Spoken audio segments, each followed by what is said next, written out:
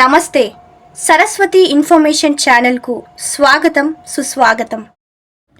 మహాభారతం అధ్యాయం 2 భీష్మ ప్రతిజ్ఞ గురించి ఈ వీడియోలో తెలుసుకోబోతున్నాం. అధ్యాయం 1 గురించి ఎవరైతే తెలుసుకోలేదో మన ఛానల్లో వీడియో పెట్టడం జరిగింది, వెళ్ళి చూడండి. ఎందుకంటే అధ్యాయం 1 ఎవరైతే విన్నారో వారికే అధ్యాయం 2 అర్థమవుతుంది. కాబట్టి ముందుగా మీరు వెళ్ళి అధ్యాయం 1 వినండి. ఇక ఏమాత్రం ఆలస్యం లేకుండా అధ్యాయం 2 ప్రారంభిద్దాం. శాంతనుడు మహా తేజశాలి అయిన భీష్ముణ్ణి తన హృదయానికి హత్తుకున్నాడు. తరువాత అతన్ని యువరాజుగా నియమించి కిరీటాన్ని పెట్టాడు. ఇలా 4 ఏళ్లు గడిచాయి. ఓ రోజు శాంతనుడు యమునా నది ఒడ్డున విహరిస్తున్నాడు.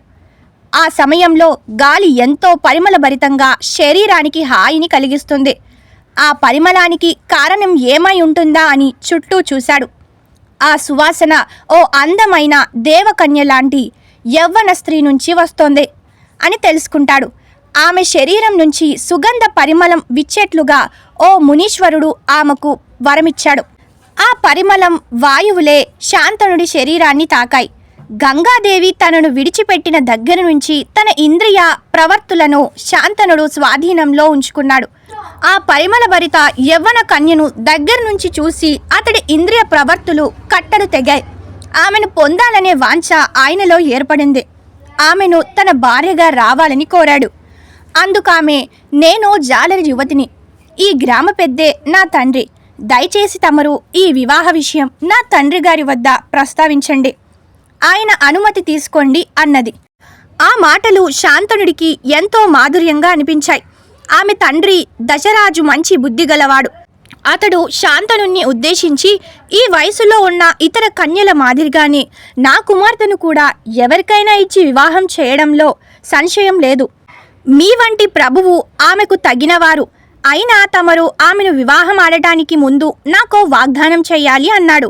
దానికి శాంతనుడు, కేవలం వాగ్దానమే అయితే చేస్తాను అన్నాడు. యువతి తండ్రి, నా కుమార్తెకు మీకు కలిగే కుమారుడే మీ తరువాత రాజ్యాన్ని పరిపాలించాలి అనే వాగ్దానం చేయాలని కోరాడు. అయితే శాంతనుడు ఆ వాగ్దానం చేయలేకపోయాడు. ఎందువలనంటే ఆ విధంగా వాగ్దానం ఇవ్వడం అనేది యువరాజై ఉండి రాజు కాబోయే దైవాంశ సంభూతుడైన భీష్ముణ్ణి గంగపుత్రుణ్ణి వెనకకు నెట్టినట్లు ఉంటుంది. ఈ మూల్యం చెల్లించి యువతిని వివాహమాడటం సిగ్గుచేటు. తక్షణమే అతడు తాను కోరినది నెరవేరదనే విచారంతో హస్తినాపురానికి తిరిగి వచ్చాడు. ఈ విషయం ఇతరులకు తెలియకుండా తనలో తానే మదన పడుతున్నాడు.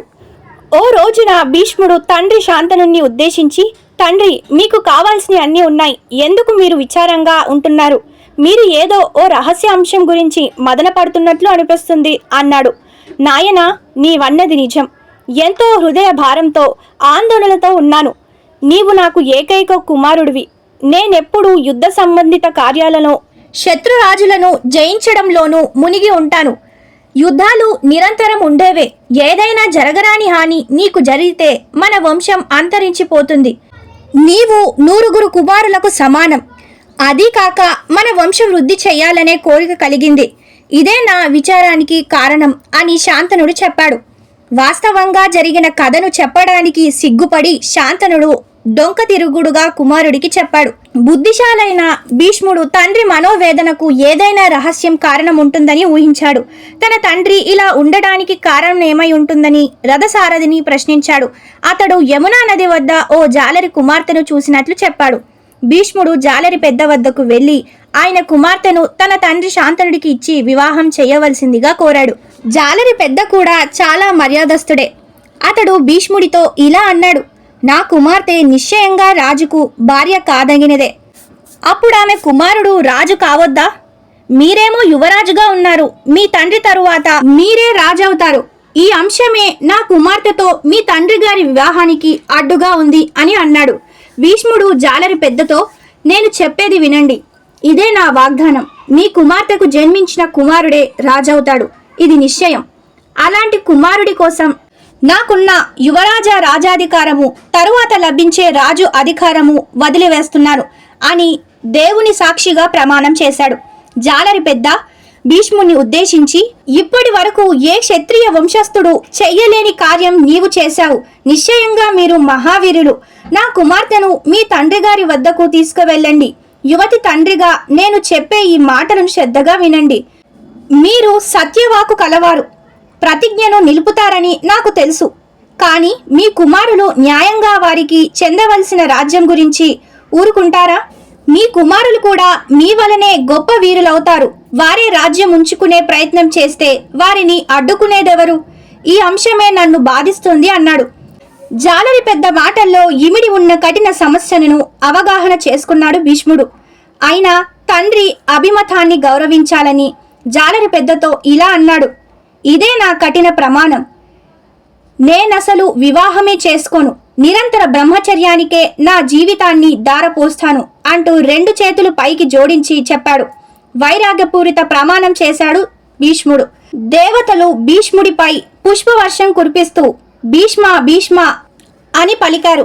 భీష్మ అంటే ఓ కఠిన ప్రతిజ్ఞ చేసి దాన్ని తప్పకుండా అమలు చేసేవాడని అర్థం. పేరు ఆ క్షణం నుంచి భీష్మ స్వార్థక నామం అయ్యింది. తరువాత భీష్ముడు జాలరి పెద్ద కుమార్తె సత్యవతిని తీసుకొని తన తండ్రి శాంతనుడికి అప్పగించాడు. శాంతనుడి సత్యవతి వల్ల 2 కుమారులు జన్మించాడు. వారే చిత్రాంగదుడు, విచిత్ర వీర్యుడు. వీరిద్దరూ ఒకరి తరువాత మరొకరు రాజ్యాన్ని పరిపాలించారు. విచిత్ర వీరునికి 2 కుమారులు కలిగారు. ఒకరు ధృతరాష్ట్రుడు, మరొకరు పాండు. విచిత్ర వీరుని ప్రథమ భార్య అయిన అంబికకు ధృతరాష్ట్రుడు జన్మించాడు. రెండో భార్య అంబాలికకు పాండు పుట్టాడు. ధృతరాష్ట్రుడికి 100 కుమారులు కలిగారు. వీరినే కౌరవులు అన్నారు. పాండుకు 5 కుమారులు కలిగారు. వీరు పాండవులు అనే ఖ్యాతి గాంచారు. ఒకసారి వంశవృక్షం తెలుసుకుందాం. శాంతనుడికి గంగాదేవి వల్ల భీష్ముడు, సత్యవతి వల్ల చిత్రాంగదుడు, విచిత్ర వీరుడు జన్మించారు. విచిత్ర వీరుడికి అంబిక వల్ల ధృతరాష్ట్రుడు జన్మించాడు. ధృతరాష్ట్రుడికి కౌరవులు జన్మించారు. విచిత్ర వీరుడికి అంబాలిక వల్ల పాండు జన్మించాడు. పాండుకు పాండవులు జన్మించారు. ఇక ఇక్కడితో 2వ అధ్యాయం ముగిసింది. ఇంకొక వీడియోలో 3వ అధ్యాయం గురించి తెలుసుకుందాం. ఇక ఈ వీడియోని చివరి వరకు చూసిన ప్రతి ఒక్కరికి thank you for watching this video.